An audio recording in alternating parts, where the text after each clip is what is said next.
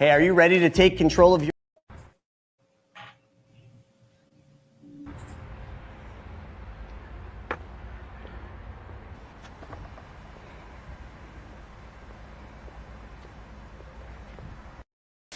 Hey, are you ready to take control of your financial future? Welcome to Private Money Club. Private Money Club is the ultimate online platform connecting real estate entrepreneurs with private money lenders just like you. Whether you're looking to fund your next deal or lend money to grow your wealth, Private Money Club is your go-to resource. You can post deals, find funding, connect with other like-minded professionals. It's just a community. It's a community that you need to plug into. If you're new to the game, no problem. Our Learn platform and our weekly coaching webinars and our on-demand resources are here to guide you every step of the way. Join a thriving network of real estate experts who are already making an impact, and they're waiting to partner with you. So Private Money Club gives you the tools, the training, the connections, and everything you need to achieve your financial goals. So why don't you start now by going to privatemoneyclub.com. We'll see you inside. Hey, you need to become your own bank. And it's as simple as changing one thing, and that is where your money goes first. I mean, think about it.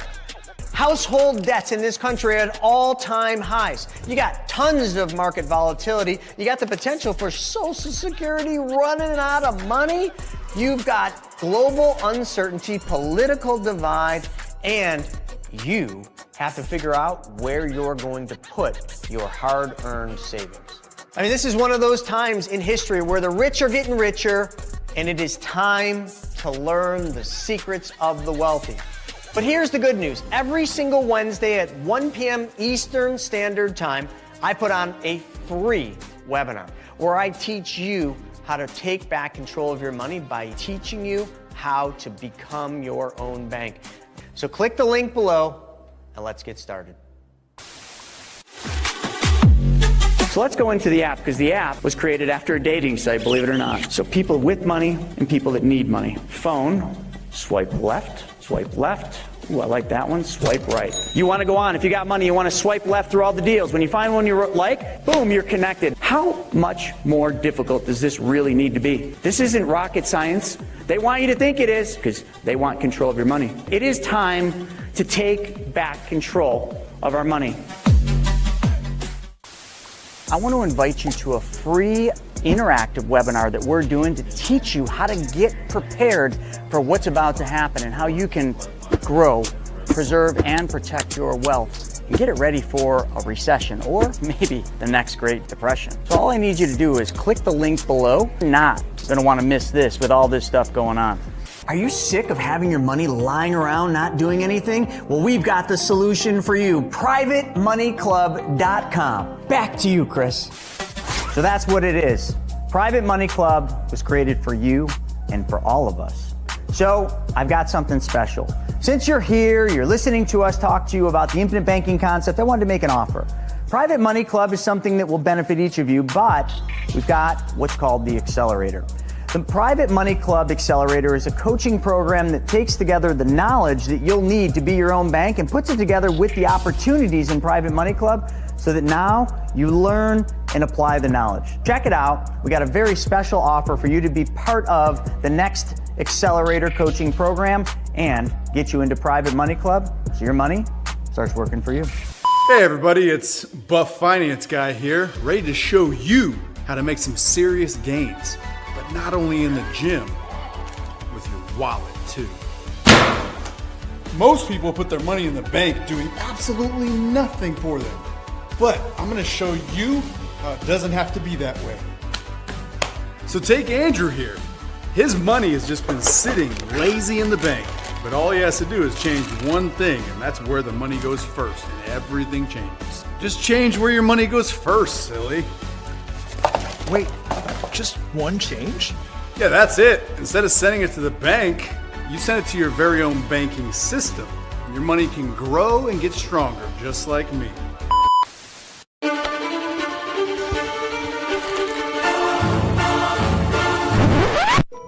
It's time for Money School TV. You heard it straight from the horse's mouth.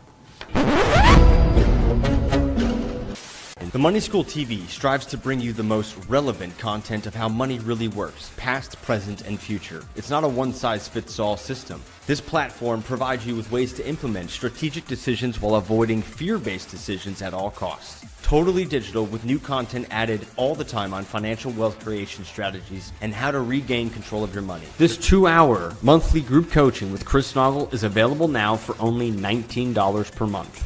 This is something you don't want to miss. Click the link below to get access now. Whoa! I feel great. My money's not being lazy anymore, it's getting swole. Just like me. Attaboy, Andrew. No more lazy cash. Now your money is growing, strong, and totally under your control. Wow, thanks, Buff Finance Guy. Now I'm ready to grow my wealth and feel as good as I look.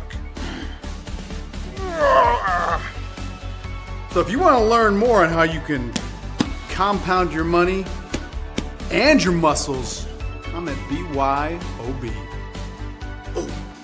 You have to be a part of it. Do whatever it takes to get here. Get your ass up and come.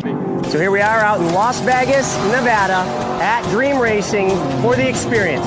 We brought the whole team, the whole clan out here to race exotic sports cars like this GT4 RS. This is what making memories is all about.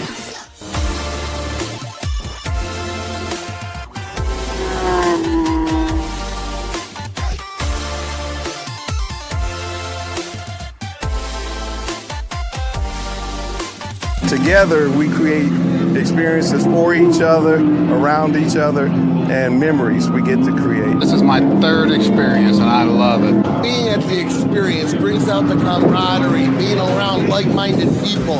It just brings out the best in you. I don't know why the rest of you aren't here. It's an amazing event. I have never missed one since they started 3 years ago. The breathing exercises to the mental, the Brent Kessler to now the racing to just the overall mindset. Your network is your net worth.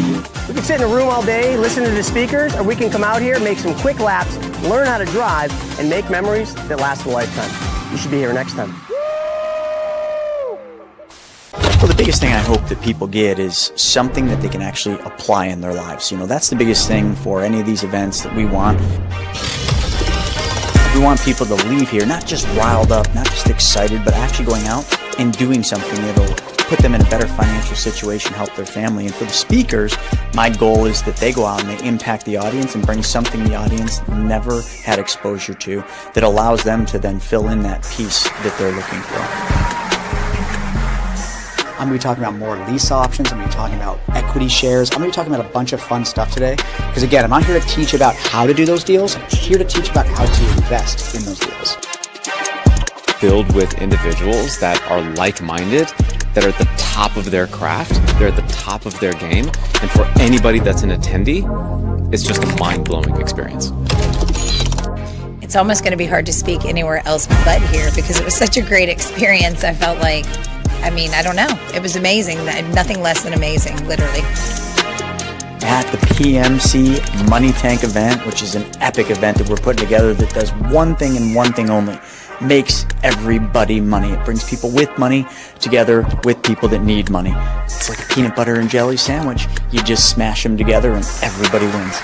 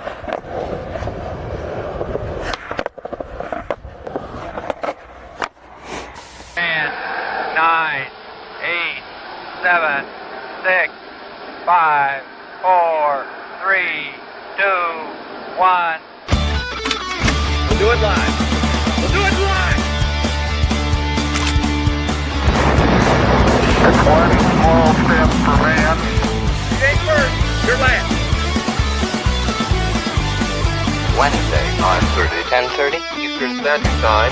Going live! Woo! Would everybody think of the new intro to WTF? Welcome, welcome, welcome. Another week, another WTF, which stands for what? The F. And I think you all know this show, what we're going to do is we're going to rant, we're going to rave, and we will argue about what's in the news, but we're going to hit the economic policies that are going on in the world, the turmoil, the conflicts, the everything, because today's show is going to be epic. Here are the things we're going to cover. Of course, we're going to cover Israel and Iran and the U.S. And hopefully the U.S. doesn't get involved. But we're going to cover Russia, Ukraine. We're going to talk about Putin, but specifically about Putin's health. We're going to talk about treasury bonds and the bond market. What is it telling us? And what are you missing? We're going to cover the Fed. Are they going to drop rates, keep rates the same? We're going to hit on that and what that means for you, your pocketbook, and the markets. We're also going to talk about trade talks, real estate, immigration, and Mr. RFK. All of that coming up right after this. Hey, are you ready to take control of your financial future? Welcome to Private Money Club. Private Money Club is the ultimate online platform connecting real estate entrepreneurs with private money lenders just like you. Whether you're looking to fund your next deal or lend money to grow your wealth, Private Money Club is your go-to resource. You can post deals, find funding, connect with other like-minded professionals. It's just a community. It's a community that you need to plug into. If you're new to the game, no problem. Our Learn platform and our weekly coaching webinars and our on-demand resources are here to guide you every step of the way. Join a thriving network of real estate experts who are already making an impact, and they're waiting to partner with you. So Private Money Club gives you the tools, the training, the connections, and everything you need to achieve your financial goals. So why don't you start now by going to privatemoneyclub.com. We'll see you inside. My fellow Americans. So you know the thing. All right. So folks, what we do is we're going to have all sorts of little tidbits of information that we're going to plug and play as we go. I'm still getting used to all the little buttons that we got, so I hit the wrong one there, but we're going to talk about the USA today. We're going to talk about making America great, or that's what Trump ran on. And I think it's really important that I introduce my co-host, Mr. Snaggy, coming in from Florida. What's happening down in Florida land, where if you point a gun at an officer, they're going to be telling you where your spouse is buried. That is, I guess, what the news is down there in Florida. So tell me about what's it like being boots on the ground? Hey, what's up, Chris? Yeah, absolutely. I mean, we don't put up with, the governor here does not put up with any of the nonsense, any of the defund the police type stuff or any of the protests. You know, they came out last week before this past weekend, the No Kings protest, which I would love to discuss that because I don't understand that in any way, mean, form, fashion. Makes zero sense to me, but maybe we can dive into that a little bit. But he came out last week before that this weekend and said, hey, listen, if somebody's blocking your vehicle and they're threatening you and you get stuck and they're blocking your corner, you are more than welcome to put that car in gear and run them over. So they're not putting up with anything down here in Florida. But more importantly than that, Chris, Florida Panthers back-to-back Stanley Cup champions, keeping the cup in Florida, in the United States of America. So congratulations, beating the Edmonton Oilers again for the second year in a row to keep the Stanley Cup home here in Florida. And the party is still going on this morning down in Fort Lauderdale. They have not stopped partying. Let me just show you a quick little image from this morning at about 8 a.m. This was about an hour ago or so right here. So this is down at the Elbow Room, the famous Elbow Room in Fort Lauderdale. They are still there up there on the balcony, hoisting the cup and partying this morning still from last night. So good times down here in Florida, Chris. Love it. Love it. Well, let's get back into the US of A and talk a little bit about some of the things that are going on right here, right now. I mean, yeah, the Kings thing. And, you know, listen, I just had better things to do over the weekend than watch the news and try to understand what that was all about. You know, as I think many of you would agree there's only one king, and that's Jesus Christ in my book. So you're not going to ever convince me that Donald Trump is going to be the king. And it's interesting. He went public, and I think he should have kind of stuck to this. And he mentioned that, I'm not a king, and I don't even know what the protests were for. The way I see it and the way I look at it is Donald Trump's not trying to be a king. He's not trying to act as a king. He's doing some things that I don't disagree with, or that I disagree with, but he's also doing some things that I agree on. And, he ran on certain pretenses that got him elected, and hopefully he sticks to those things. And one of them is, we're going to kind of use this, and this is going to be a big topic of discussion because it's the only thing in the news if you're watching the news. And that is keeping us out of wars. He ran on the fact that he was one of the few presidents, if I don't know if he said the only president, but one of the few is what I'll say, presidents that kept us out of war, and that is something that I think a lot of Americans want. They want the U.S. to focus on the U.S. We got enough problems here. I mean, my gosh, they do a parade where they're talking about the Army. Love it, hate it, good use of money, bad use of money. Was it just Donald Trump's birthday party, or was it actually celebrating the Army? I don't know. But did it require all the protests? Did it really warrant what we saw happen over the weekend? And that's really for each of you to decide on your own. For me, I just decided not to pay any attention to it. I just felt there was better things to do than watch that, better things to do than focus on it, better things to do than try to figure out why people are out there protesting. Stephen, what's your take on this? Because I sincerely don't have much to say on what we saw about this Kings thingamajigger. It's just the same political theater and bullshit we've seen now for the last decade, that I've been paying attention. I'm sure it's gone on much longer than that. It's just a lot more heightened, a lot more highlighted, a lot more in view because of social media these days and the algorithms. They know that these types of situations and these kinds of quote unquote protests, or whatever you want to call them, they're very organized, but they know that drives views and drives interactions and drives fights, and that's what drives the algorithms. That's what makes the social media companies more money. Of course, we know the mainstream media, what's behind them and what their point of all this is. So it's all just crap what it is. But at the end of the day, it doesn't make any sense. I mean, I personally had a beautiful weekend, didn't pay attention either at all. Spent the day with my dad and my family out on the water. We went over to a friend we took our boat over to a friend's house to a crab boil, rode around, went by the beach afterwards.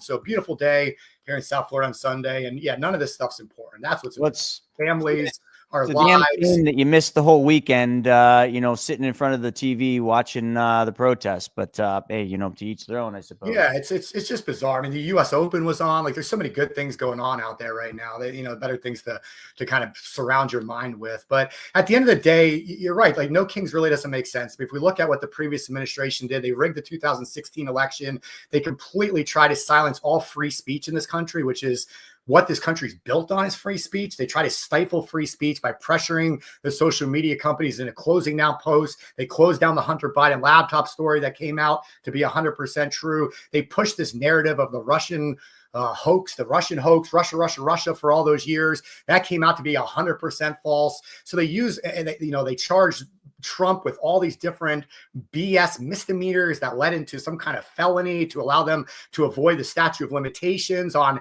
bank loans that were 100% legitimate and have never been charged before, and use lawfare against Donald Trump to try and make him not run again. They took a guy in Joe Biden that we've now come out factual 100%. The guy had zero mental capacity in his presidency. Who knows who is making letting tens of millions of illegals into the country. And wait till you see the statistics from May of last year when Biden was president and couldn't do anything about the immigration problem, to May of this year, where we have zero people released and barely anybody even trying to get in the country. Nothing changed except for the president was, even though they claimed that couldn't be. They took a guy in Joe Biden that had no mental capacity, just removed him and installed the Democrat presidential candidate Kamala Harris with no votes, no type type of election, just stuck her in there, and they want to call Trump a king. It makes no sense to me whatsoever, Chris. And we're seeing the power of having Trump in there right now. I think as this war starts to, heat up a little bit over between Iran and Israel, and there's a lot going on with that right now. And I don't know, we probably won't want to speculate too much this week. Maybe one of those things where we wait a day or two, but a lot going on right now. That's for sure, Chris.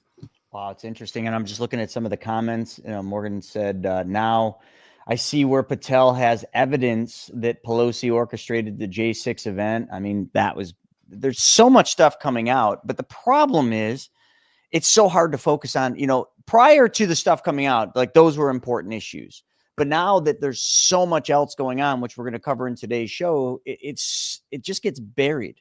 But one thing I think that's interesting, because you did bring up our First Amendment constitutional rights, and that was freedom of speech, how they tried taking that away. But there's a little something that I do want to talk about, and this might be controversial, Stephen. You might actually kind of disagree with me on this one, but I was sent an article by Brandon today talking about RFK and some of the things he's trying to do. Now, listen, let me set the pretense or the foundation here a little bit.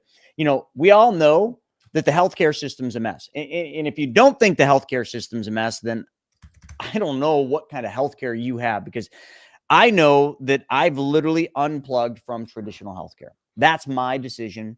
I did it because I don't feel like I was getting proper healthcare. I was very sick for a long period of time, could not get healthy. So all I wanted to do was go in and see my doctor, do some blood tests, and have the doctor kind of advise me on that. And the doctor wouldn't even see me.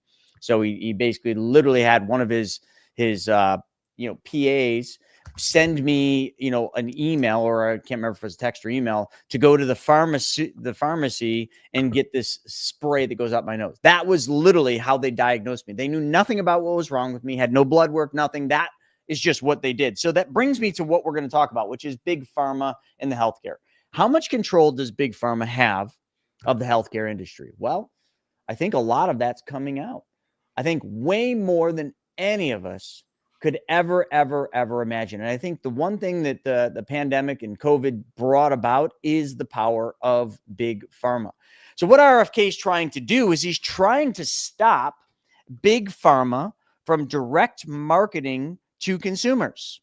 Now, some of you from the surface might say, yeah, that's a good idea. Well, it's a $10 billion issue that he's trying to do, but there's one thing that stands in the way of that. Okay. And that's the First Amendment rights that we all want and that we all fight for. And that is a constitutional right. And that is freedom of speech. So if RFK is trying to stop or put limits on big pharma from direct marketing to consumers, which is, again, $10 billion was the amount last year.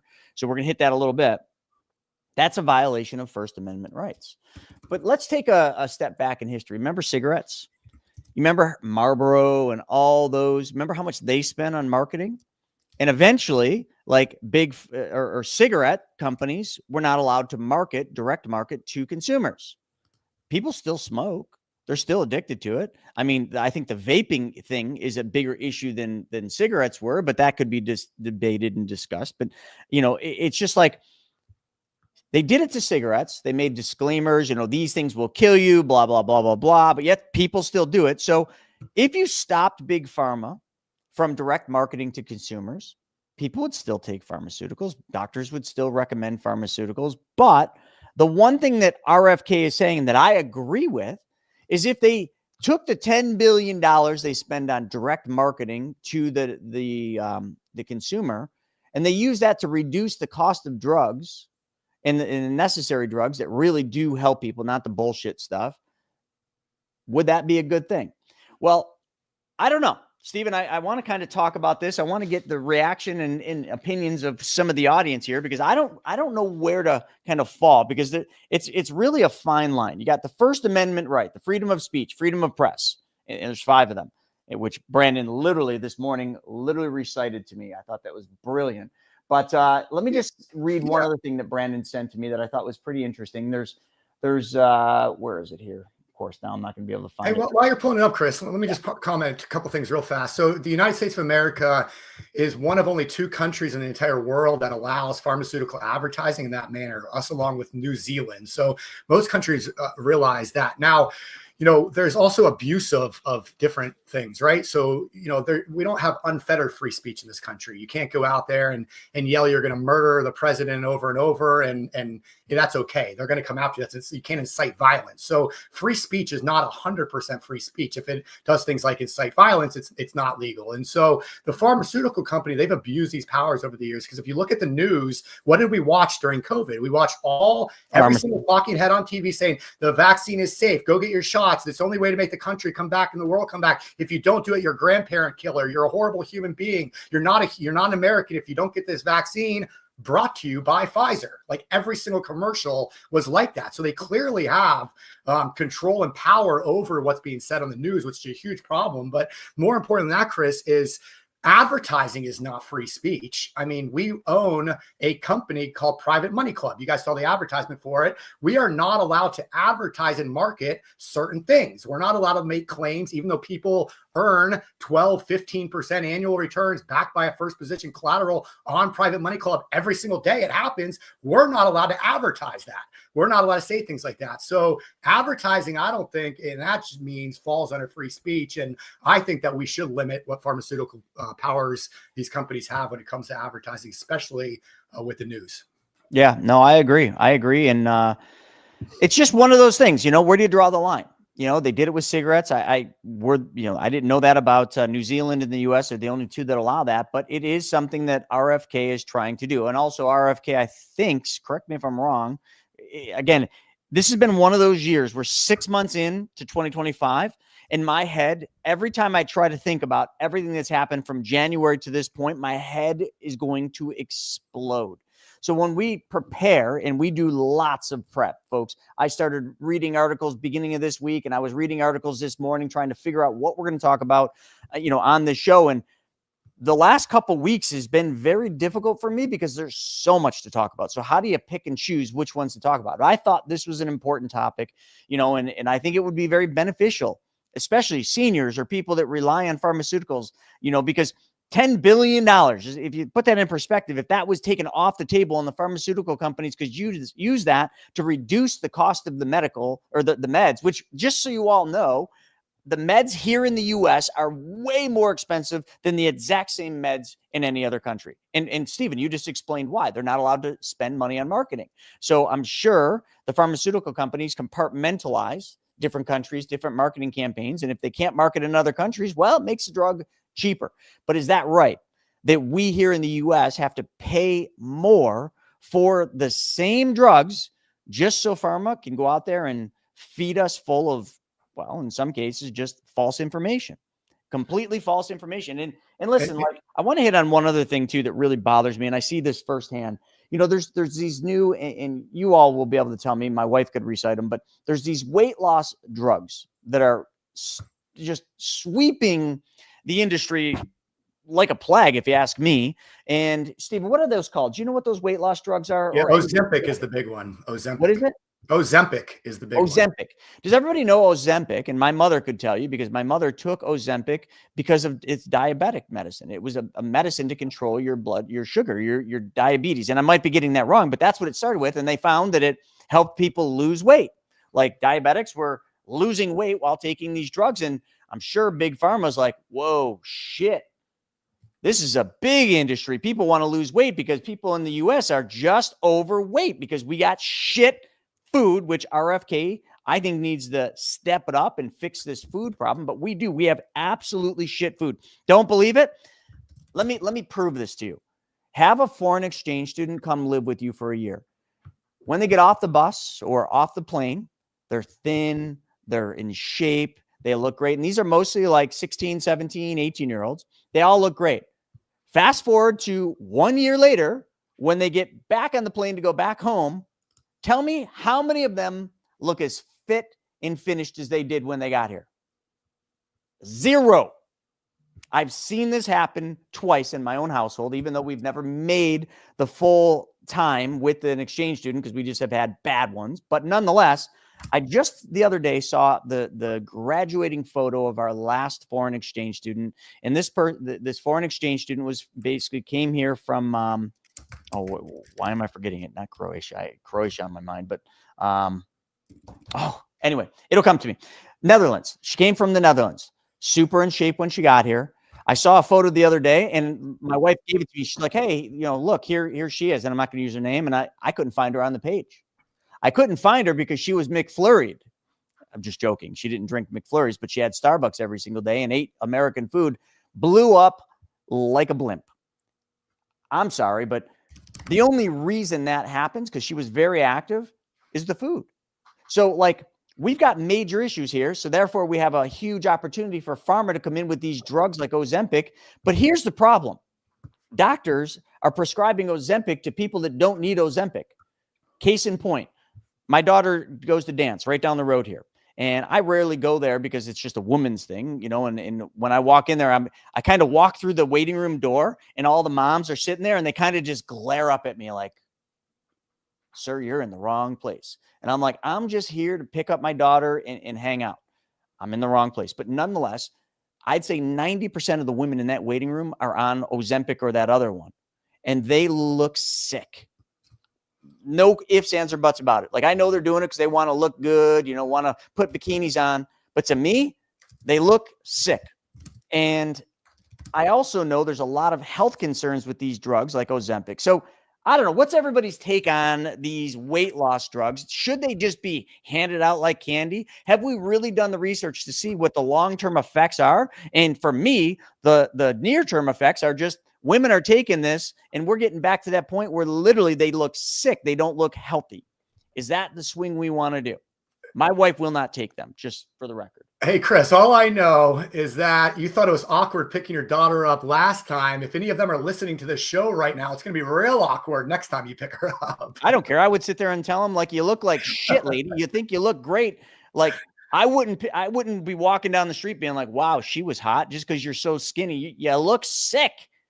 Go get a burger, get a McFlurry. Like, take one away from one of these kids coming from the Netherlands. Like, give it to these sickly women taking Ozempic. I'm just totally joking. But no, it is a problem. I mean, it started with teenage children with social media. They all go online and they compare each other, and they have all these different filters, and so they compare themselves in real life versus the filters. And these teenage, especially girls, they feel like they're not good enough, and it crushes their self-esteem and things like that. All social media, and now with things like Ozempic, you have grown adults that are kind of doing the same thing in real life. They're like, hey, I could simply take this drug and I don't have to work out. I don't have to get up early. I don't have to eat healthy. I don't have to do all the right things in life. I can just take this drug and I can look good, in their eyes, at least they're looking good, And so it's one of those things where, man, it's so bad for you though. It's so unhealthy. And so to me, I don't think the answer is to outlaw something like Ozempic.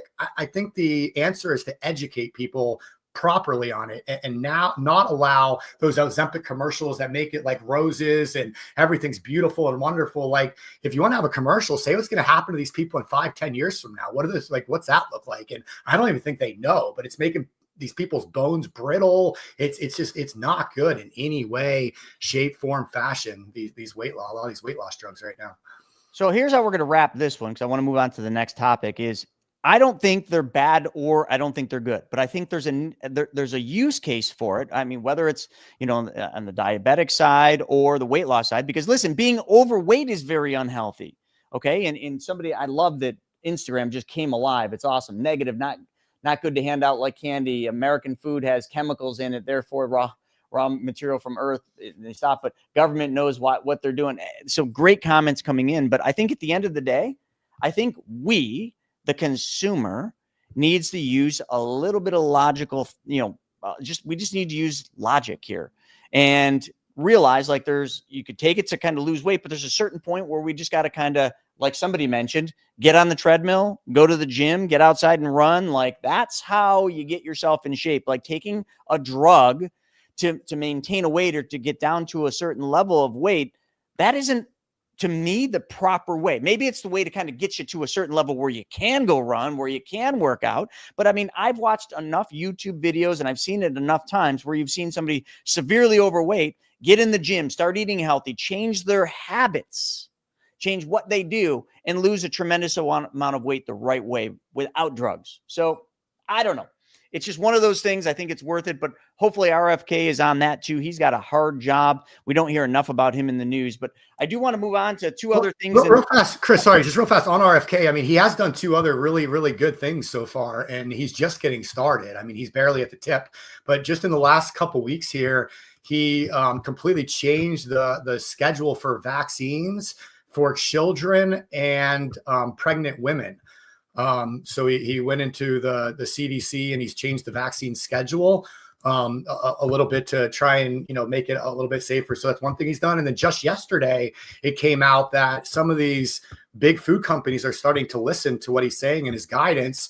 It just came out yesterday that General Mills, let's pull the article up so you can see it. General Mills is to remove all artificial colors from all of its U.S. cereals and school products to start. And then within the next year, all of its foods across the board. So over the next 2026 into 2027, General Mills will be removing all artificial colors from its food, which is a great start to getting some of this out of there. Because if you go to Kraft and Heinz is doing the same thing, just so you know. That's awesome, man. I mean, you go to the grocery store and you read these labels on some of these cereals. It's like, what in the world are we feeding our kids? And then go grab an organic cereal or something, compare the ingredients. One's this long, one's got a list this long. It's like, okay, why do we need all that extra stuff? And so I love to see some of those changes. But all right, so I just want to add that on to what RFK's so far already been able to. All right, so we're going to move on. That was a good topic. Everybody got really involved. Great stuff. But let's just hit some things real quick. Real estate.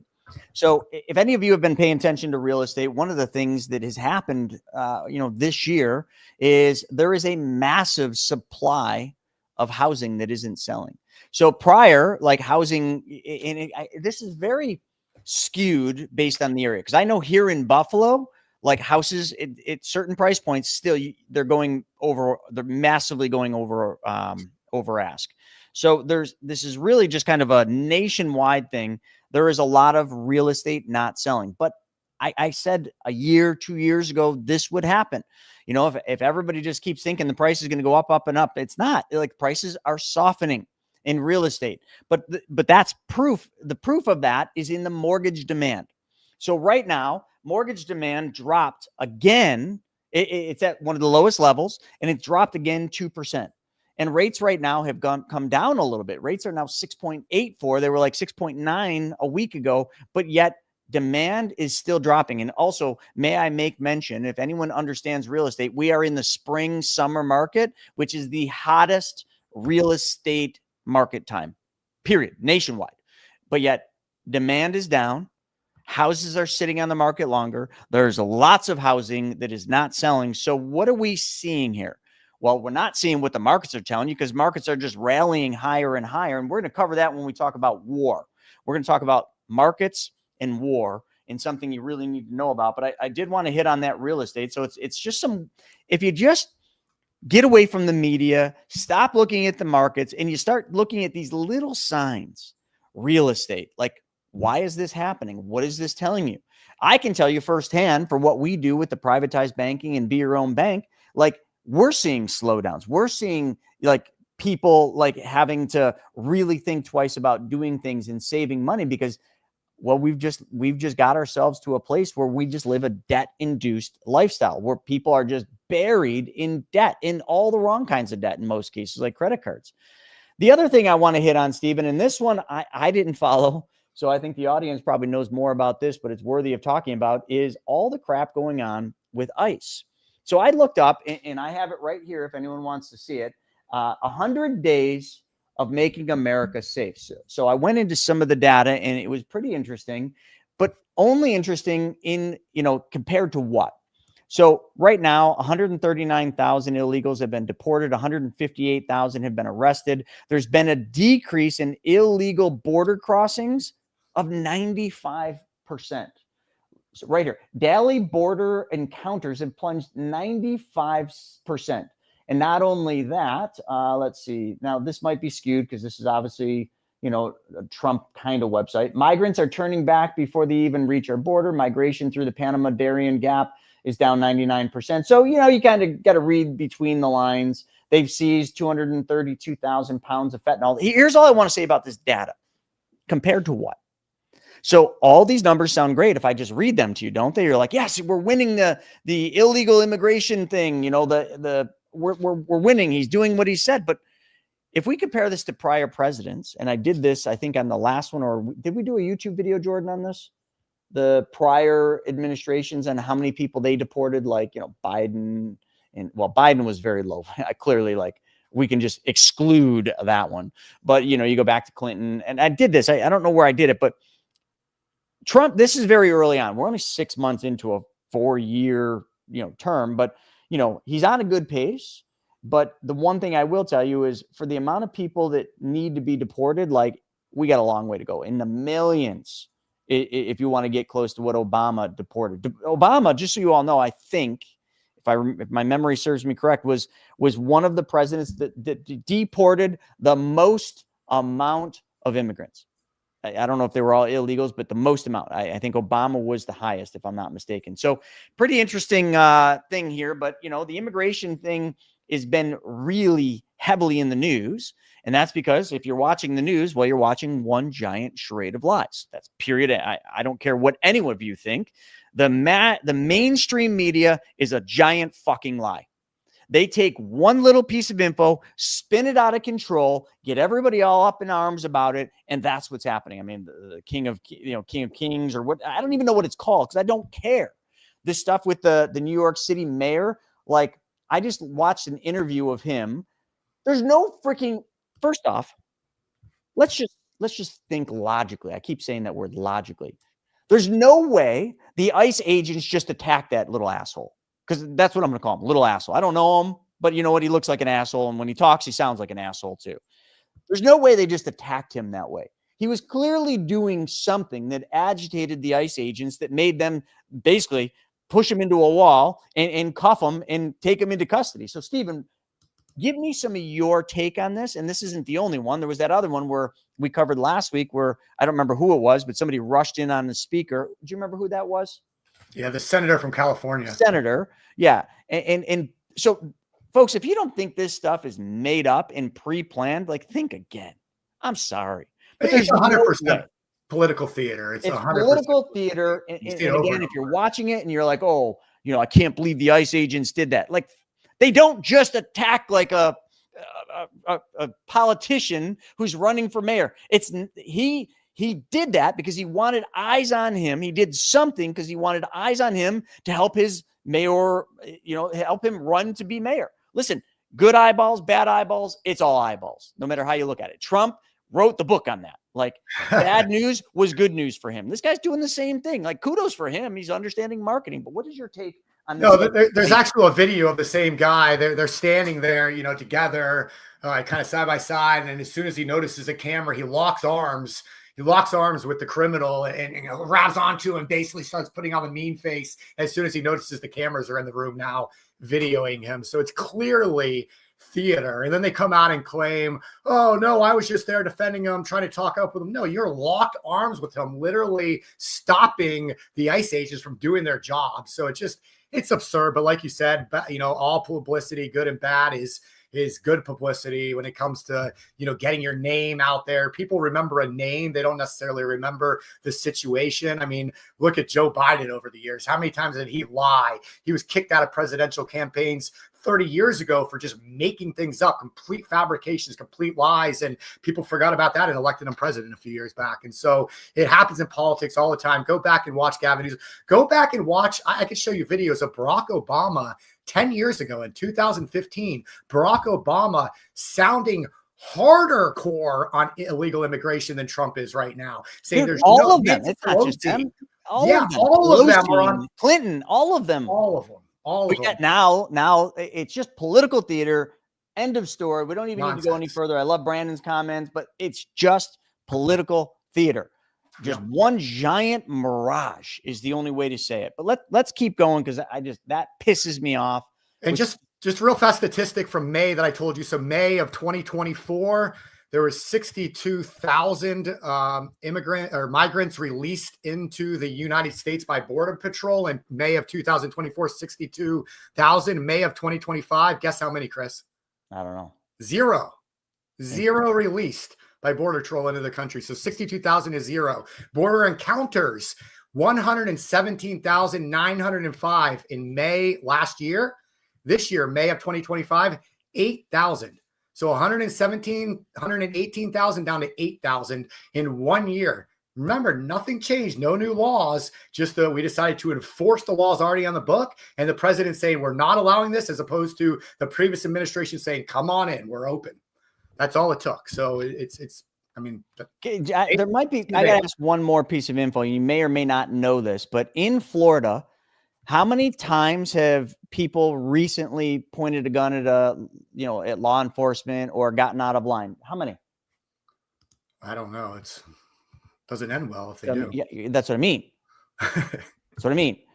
Case in point. But yet in California and my shitty state of New York, like that's happened. I mean, they're throwing bricks at cops. They're sorry, I got to go into this, but like, I can't help it.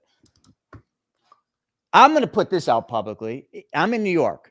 If I was ever driving my car and I had my daughter in the car or my family in the car, and I happened to find myself in a bad place where there happens to be protesting in New York, that would, of course, be peaceful protesting. I just want to be clear. They may have bricks in their hands. They might even have guns and knives, but it's peaceful protesting. And let's just say people stood in front of my car and didn't want me to pass. And they start banging on the windows. And you can see, like, it's not very peaceful. And I got my family in the car. I'm just going to put it out in the public. I'm running your fucking ass over. End of story. End of story. You're getting run over. If you get in front of my car and you start threatening me and my family, I'd run you over. Now, in Florida, like, they're like, fair game. I totally get it. But in New York, I'd probably be the one arrested. Oh, 100% you would. I'd be the one arrested. And you know what? Fine. That's just, sometimes we got to just draw the line and make a decision. But like, seriously, like, you watch this on the media and you watch this on YouTube and all the other social channels of people like definitely surrounding a car with a family in it and like threatening them. And then it's interesting that they literally file lawsuits and everything else when they get run over or they get hit. Like, forget about getting run over. They're like in front of the car and the driver feels threatened, rightfully so, and they hit the gas and it kind of nudges the person. I watched this giant fat guy who should be on that Ozempic, like recently, like in a parking lot, he was like in front of a car and the car reversed and hit him, knocked him down. Wasn't hard to knock him down. I just want to be clear about that. Like, I think if the wind blew a little harder, it would have knocked him down anyway. But nonetheless, he gets his fat ass back up, gets in front of the car, and then the driver in the car, now everybody was surrounding the car, gets scared and just hits the gas, doesn't run the guy over. The guy goes up on the hood. Then the car hits the brakes and the guy flies off like Humpty Dumpty. Okay. And then the car takes off. Did you realize that person got arrested? I just looked it up this morning. The driver of that car who was physically being attacked, not just by this fat guy, but also a bunch of other people, not picking on fat people here, just saying the guy was fat, very fat. But like, they surrounded the car. The driver felt threatened and just hit the gas and wanted to get out of there. How many of you would not have felt the same way and wanted to get out of that situation? Driver got arrested. Probably going to get sued. Is that right? I'll leave that with you. We got to move on. I want to talk a little bit right now about, because we're still on the topic of U.S., the Fed. So today the Fed is, Jerome Powell and his marching little men are going to come on, and guess what? Nothing's going to change. They're not going to drop interest rates. They're not going to do anything. But the question I always ask when it comes to the Fed is, it's a little bit of political theater here with the Fed and Trump, but you got softening labor data. You got pretty much benign inflation. Inflation was 2.3. We'll see where it is when it comes out next. But I mean, you're literally 3 basis points away from the Fed's target of 2%. When the Fed hits their target of 2%, this is what I want to know. Is the Fed going to soften? Is the Fed going to loosen monetary policy, or are they going to keep holding this? If they keep holding rates where they're at, and some would say they should, some would say they shouldn't. I don't really have a take on it. I'm not really coming in saying anything. But if you get to 2%, I think they have to soften. They literally have to loosen things up and decrease rates, because if they don't, they're going to send us into a recession. We're on a teetering point. I don't care what you believe about the markets or not, but we are on a teetering point right now where things can go either way. Stephen, any take on that right now? No. All right, let me go one step further into this. You hear me talk a lot about treasury bonds, and I know they're boring as hell. Your advisor doesn't want to talk to you about them, which they should be. But I had a discussion with somebody the other day, and I think it's worth bringing up right here, and then we'll move on to some international stuff because I know that's what everybody wants to get to, and I got a cool little video I'll play. But I want to talk a little bit about treasury bonds. And I am still buying them, for the record. I'm not giving investment advice here, but this is hard to ignore. Now, let me just give all of you a little bit of fact. When you go to your bank or you're online shopping for a high yield savings account and you're seeing 3.5, you're seeing CDs in the 3 to 4% range, and you're seeing all this, and you're kind of looking at it being like, oh, wow, I can get 3 to 4% just sitting in my bank account. Have you ever just taken a pause and asked, how is it that the bank pays you 4%? How does the bank do that? Because the bank's guaranteeing you that rate, especially in a CD, for a specific amount of time. So let's say you walk into your bank. I just did this the other day. I walked into Key Bank, shitty bank, but I walked in there and I saw right there in a big plastic thing, CD rates. And I took note of the 6-month CD rate. It was 3.8%. I'm sorry, 3.82 or 3.83%. 6 months, 3.82. So when I got back to the office, what I did is I said, all right, if the bank's offering 3.82 over 6 months, how is the bank doing that? And what kind of a spread are they making? Okay, so let's say you walked into the bank today and you found that same offer and you were like, wow, I'm going to give the bank my money, 20 grand, and I'm going to do it into a 6-month CD, then they're going to pay me 3.82%. The bank takes your money and they invest in treasury bills, debt from the U.S. government. Yeah, that's right. Debt from the U.S. government. They literally lend the U.S. government money for a period of 6 months. Can anyone tell me right now what the yield is on a 6-month treasury bond? And just so you all know, if the bank takes your money and buys a 6-month treasury, in 6 months, the U.S. government will give them their money back, 100%, guaranteed by the full faith and credit of the U.S. government. Stephen, can you guess at how much the bank would have made? The treasury bond or treasury bill for 6 months pays 4.28%. So you locked your money up with the bank for 6 months for 3.8% The bank went out and bought a treasury bill, zero risk, for 6 months and got paid 4.28. Let me ask you all a question. Why wouldn't you have just gone and bought that same T-bill? You can go to treasurydirect.gov. You could even buy an ETF with treasury bills and probably get a little less than that, but close. Why is it that we believe the banks are out to help us? Is it just laziness? Is it lack of education? Are financial advisors out there telling you about this? No, because they can't make any money on it. None. Zero. Zip. Zilch. So why are we not just doing this? Let me just give you the yields, folks. This should excite you. If you've got money in the markets, get out of the markets.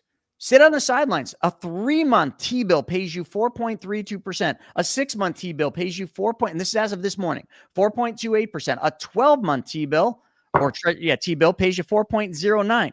A 2-year treasury bond, because now we're going to bonds, longer duration, pays you 3.94. A 5-year is 3.97. A 10-year, 4.38. And a 30-year, 4.87%. And if you get into the 10s and the 30 years, you can really play price movement because those don't mature for 10 to 30 years. Unlikely that anyone, not me, not you, are ever going to hold any of those bonds that amount of time. So in that period of time, 10 or 30 years, the price will fluctuate based on the Fed's move. Where is the Fed going to go with interest rates next? Are they going to go higher? Hell no. Are they going to go lower? Yes. If they go lower, what happens to the price of bonds? Price of bonds goes up. Yield goes down, bond price goes up. Any questions? If you don't understand that, talk to your financial advisor, get a hold of us. We can explain it. Watch the many videos I've done on this. This is fundamental stuff that people just need to understand. Instead of giving the control of your money to the bank, letting them use your money to make money, go out and do what the banks do. Be the bank. Just copy them. That is all I have to say about that. Anything you want to comment on that, Stephen, before we move to another topic? Yeah, actually, real fast. So I learned something new about the Fed this week, which I wasn't aware, and about the banks. And Chris, maybe you know this, but this is new to me. So banks are required to keep a certain amount of money in reserves, and they park this money at the Federal Reserve. Did you know, Chris, that money that they park that's in reserves, the Federal Reserve actually pays them interest on that money that they're required to park there? Yeah. And did you know that it adds up to almost, this past year, it added up to almost $200 billion in interest payments to these banks? So these banks are That's why they don't want to lend. These banks are making about 70% of all of the bank profits from interest payments from the Federal Reserve, which are required. Those reserves are required to be there. So the Federal Reserve says, we require you to park this money here, but we're going to pay you almost 70% of your total profits, $200 billion a year, to do so. It's a self-flicking ice cream cone, for lack of a better word. I never realized that. I mean, just another reason to not give the banks our money in our business. That is crazy to down. It is. And that's why banks don't want to lend. They're still getting paid. This just in, a fashion designer and father of two was killed at the No Kings protest in Utah. One man is accused of murder, but he wasn't the shooter. So interesting stuff. This is being covered up right now, folks. That's why you're not hearing about it. An innocent bystander at a No Kings protest. First off, can I just give you all this is advice. Take this for what it's worth. If there's a protest, don't go. There you go. Best advice I'll ever give you. Don't go. But this person decided to be an innocent bystander at a No Kings protest and was shot and killed by a peacekeeper. Sure, it was peaceful protesting, who was aiming for a different man, pointing an AR-15 style rifle toward the crowd. I'm just trying to give you guys some good advice. Don't go to the protest. Like, bad story, sad story. If you just ignored it, you'd be better off for it. All right. Well, we're going to move on to the next topic. Real fast, Chris. Sorry. So, did you know that actually peaceful protest isn't really actually like a constitutional thing? It's peaceful assembly. Peaceful assembly is what the actual language is. So this whole peaceful protest are all good. That's actually not even really a thing. I feel like a protest is not peaceful at all, ever. An assembly of people peacefully is yeah, sure. I've been to those. As soon as you start throwing rocks and water bottles and blocking traffic and getting I've never felt comfortable anywhere close to a protest, ever. Yeah. I don't know why people think that this is a spectator sport, but it is not. All right, let's move on to what we call What the F. What the f? All right, so I just read a whole article, and it was all about Vladimir Putin. And maybe you've heard about this, but this is pretty well covered up. Vladimir Putin supposedly has some health concerns. And this is now public information. This is not speculation. This is factual. It is all starting to come out, but I'm sure it's being covered up pretty well. So there's a lot going on with the Russia-Ukraine war, but one of the things that's really happening, if you can figure it out and find it, but I get these paid economic newsletters in this one, and I'm happy to I'll present it and share it. This is one of them right here. Is this the right one? I think this is it. There we go. Fate of Vladimir Putin. So this whole thing is just explaining what's going on from the inside of Russia. So there's a lot of things happening right now. There's, Putin is losing the grip really on the power. It's being challenged from all sides. Politically, there's a little bit of political unrest over there. I think a lot of people thought the Russia-Ukraine war would just kind of come and go and Russia would just destroy Ukraine. Well, it hasn't happened. Hundreds upon hundreds of thousands of people have died for this war. And, even in Russia, where they're very, it's communist and they're very, very, muffled by the government, they're starting to challenge us, saying, what are we fighting for? What is the purpose of this war? Have any of you asked that? Like, what is the purpose of the Russia-Ukraine war? Putin has laid out his demands of Ukraine. Why can't Ukraine just agree to those? And I'm not going to pretend to know the difference or not, but they don't seem all that bad. But nonetheless, all this happening, the one thing that's happening right now that is coming out, and it's definitely something to pay attention to, is his health is failing. No question about it. There's been numerous videos of him stumbling, losing it, so that they're not sure exactly what's going on, but he's gripping tables for support, walking with noticeable limp, and occasionally seeming uncomfortable during lengthy meetings. His meetings have been cut very short recently, which is why you haven't heard much about this. So a lot of what I read about in this is just what is wrong with Putin? How much longer does Putin have? When Putin's gone, who succeeds him? Are we going to have the end of an era? Are we going to have the end? Are we going to have an upheaval, a collapse like we did, like the 36-year pattern in Russian history? There is a pattern here. So all I'm saying is that this is just kind of one of those WTF things. Is Vladimir Putin dying? Is he sick? Stephen, have you heard anything about this? There's been rumors of that, over the last several years. I haven't seen anything new on it, but what you're saying makes sense. I mean, it's kind of been talked about in rumors, over the years. And it's a scary thing, though, because a desperate, man with nothing to lose, what are they capable of? So is his last stand, his last legacy, if he knows he's going to be, go out to natural causes or whatever the case is, it's his last move to try and do something over the top to make Russia, a power again. That would be the worry that I would think about. All right. Well, I want to move into the final segment of today's show. And this segment is basically going to be the thing you've all been talking about, world news. So let's get into it.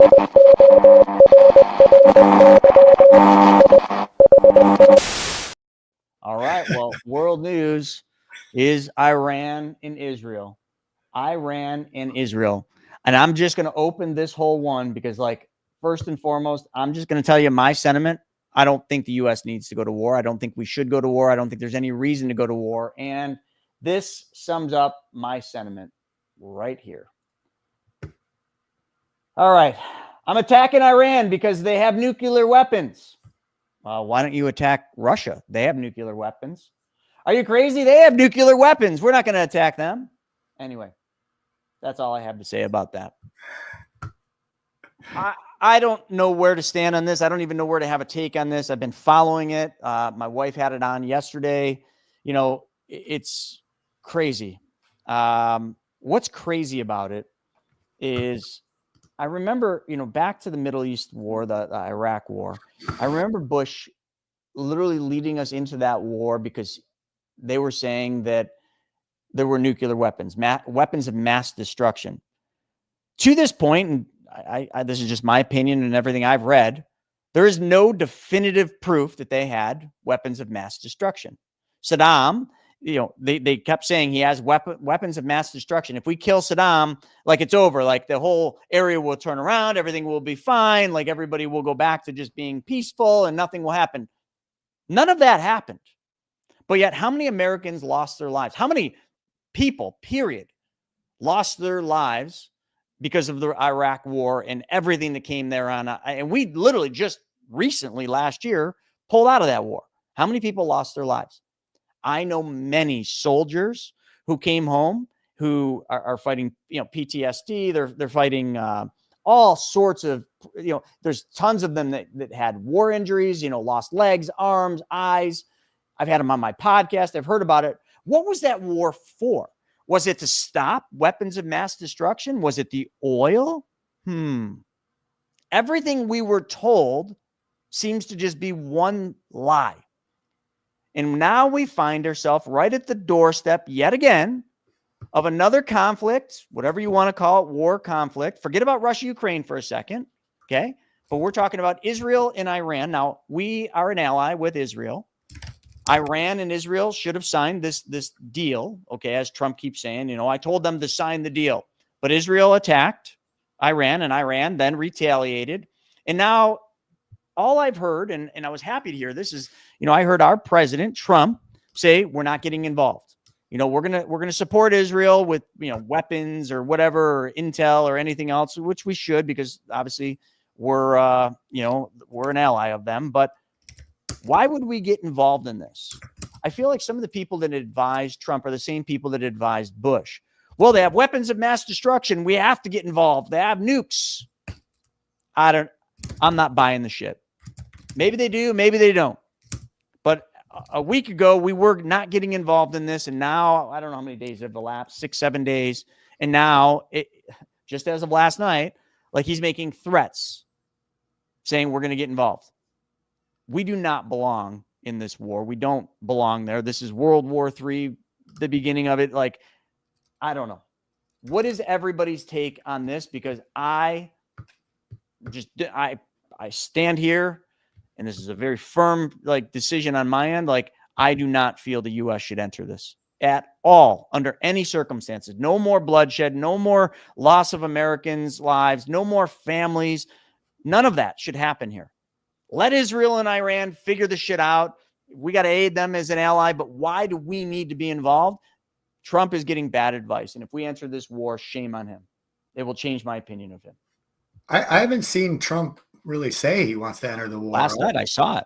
All Trump keeps saying is that he cannot let Iran have a nuclear weapon. And he's had that exact same statement, exact same thought for 10 years. When he came down the golden escalator, his entrance into American politics, when he made the speech to run for president back in 2015, part of that first speech ever was, I'm going to run on Iran should never have nuclear weapons. And he's done that for the last 10 years. That's been his focus.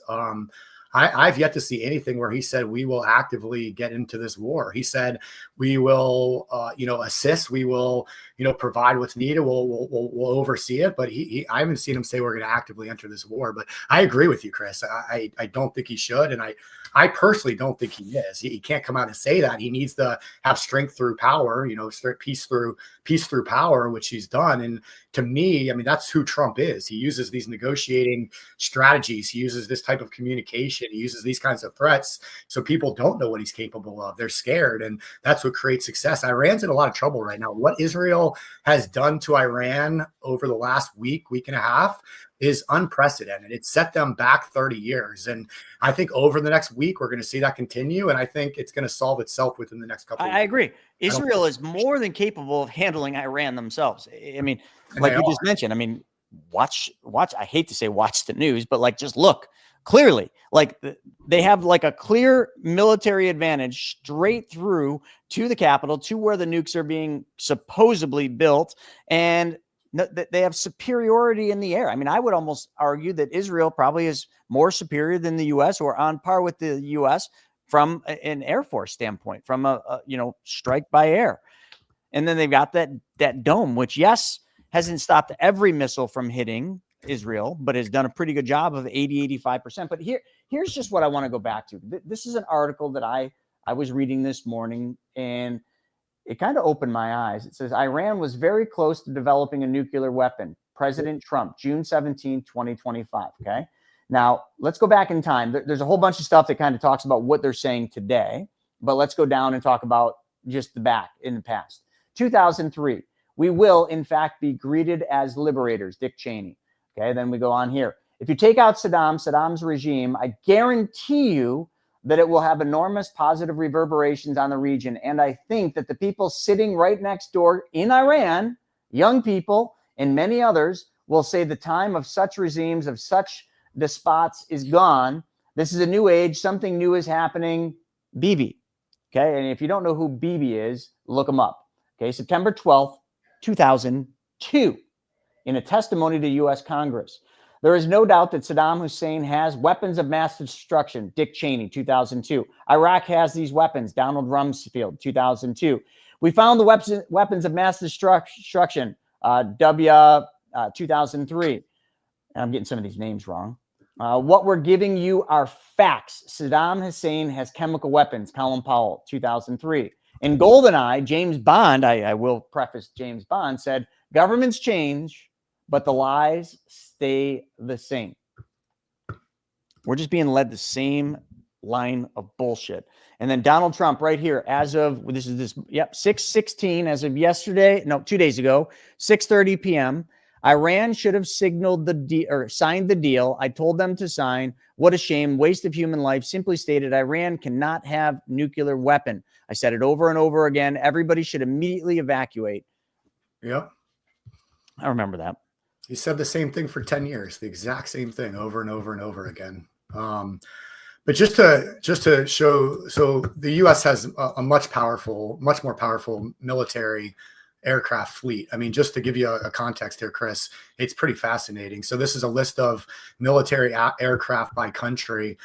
United States has a total of about 13,000. The closest next country would be Russia with 4,200. I mean, you got to roll all the way down to 16th Israel with 611. That's it? Israel only has 611. Yeah, and Iran down here with 550, which, you know, half of those have already been blown up now. So it's but US is by far, I mean, when you look at the US military versus the rest of the world, it's not even close in everything that we have. And you know what Jim said over here is a good comment. You know, Israel doesn't officially acknowledge they have nukes, so they don't participate in the nuclear non-proliferation treaty inspections. Why is that okay? And you know, what I've heard on that, Jim, is Israel doesn't threaten to bomb other countries and threaten to go on the offensive and threaten to attack other places. They're purely defensive, and that's one of the reasons, at least that I've heard, I guess, in some type of defense there.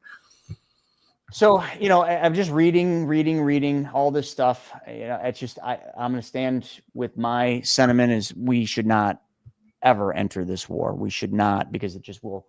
I think there's consequences on both sides of the fence of this one. I really do feel like whether we do or whether we don't, we lose. No, one way or the other.